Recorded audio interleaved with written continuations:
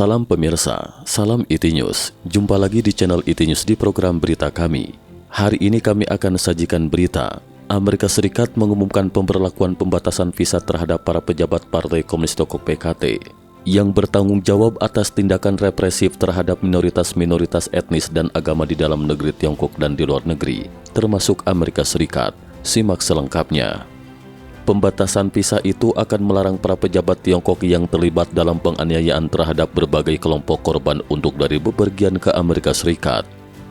Amerika Serikat menolak upaya pejabat Tiongkok untuk melecehkan, mengintimidasi, mengawasi dan menculik anggota kelompok minoritas etnis dan agama, termasuk mereka yang mencari keselamatan di luar negeri dan warga negara Amerika Serikat yang angkat bicara atas nama populasi yang rentan ini, kata Menteri Luar Negeri Amerika Serikat Antony Blinken dalam sebuah pernyataan.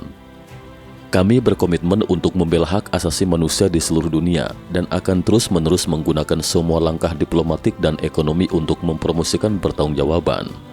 Antony Blinken mengatakan sanksi akan dijatuhkan pada orang-orang yang diyakini bertanggung jawab atas atau terlibat dalam kebijakan atau tindakan yang bertujuan untuk menindas penganut agama, minoritas etnis, wartawan, penyelenggara buruh, aktivis hak asasi manusia, pembangkang dan pemrotes damai di Tiongkok dan luar negeri.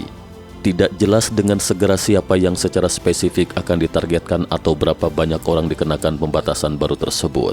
The Epoch Times telah menghubungi Kementerian Luar Negeri Amerika Serikat untuk klarifikasi mengenai tingkat larangan tersebut.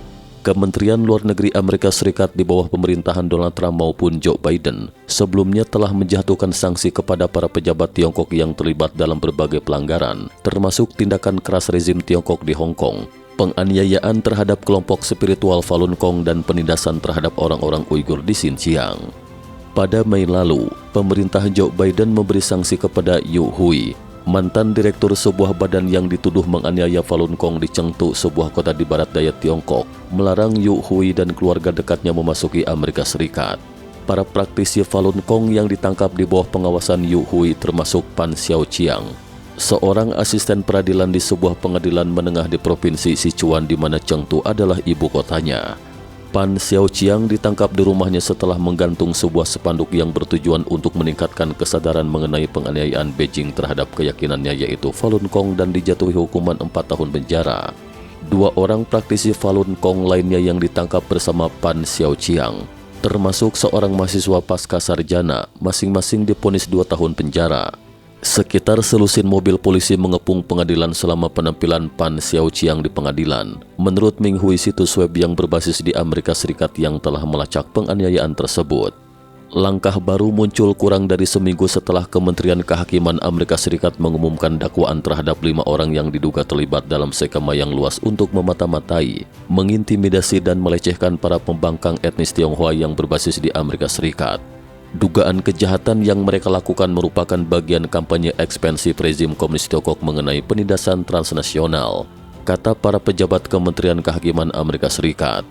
Antony Blinken juga menuntut agar rezim Tiongkok berhenti melakukan penindasan transnasional, seperti berusaha untuk membungkam para aktivis Uighur di Amerika Serikat dan lainnya yang menyangkal keberadaan keluarga mereka di Tiongkok demi meninggalkan Tiongkok. Amerika Serikat menegaskan kembali dukungannya bagi orang-orang yang berani berbicara meskipun ada ancaman pembalasan, kata Menteri Luar Negeri Amerika Serikat itu. Kami menyerukan kepada pemerintah Republik Rakyat Tiongkok untuk mengakhiri genosida yang sedang berlangsung dan kejahatan terhadap kemanusiaan di Xinjiang, kebijakan yang bersifat menindas di Tibet, tindakan keras terhadap kebebasan fundamental di Hong Kong, serta pelanggaran dan penyalahgunaan hak asasi manusia, termasuk pelanggaran kebebasan beragama di seluruh Tiongkok. Sekian IT News hari ini. Terima kasih telah menonton dan silakan subscribe channel ini dan bagikan ke teman-teman Anda. Jika Anda memiliki opini silahkan beri komentar di bawah ini. Sampai jumpa.